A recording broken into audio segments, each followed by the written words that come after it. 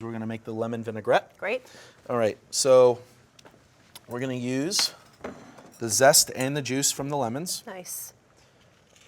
I love how your cooking always has a really nice balance of flavors, and it always has some sort of acidic component, which I think is so important, and a lot of times chefs sort of leave that out.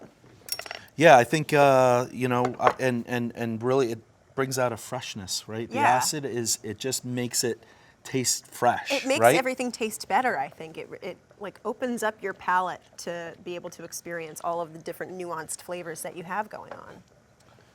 So we're just going to juice one lemon. Okay. We're not going to need too much vinaigrette. All right. We're just going to drizzle it on the sunflower sprouts and the asparagus at the end of the process. Great. So we're just going to take a little bit of the lemon zest, the lemon juice. We're going to add rice wine vinegar. We're going to add a little bit of minced shallot. All right. All right, so we're going to take the black pepper, a pinch of salt. So what's happening now is that lemon zest is just infusing with the vinegars.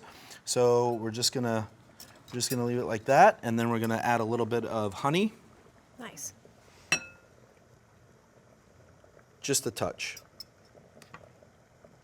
So you don't really want it sweet per se, No, just a little bit of sweetness, to kind of cut that acidity. and then we'll just, and this isn't gonna be an emulsified vinaigrette. Okay. So if you wanted to emulsify it, you can add a little bit of Dijon mustard to it, if you want to add that dimension, that certainly would work.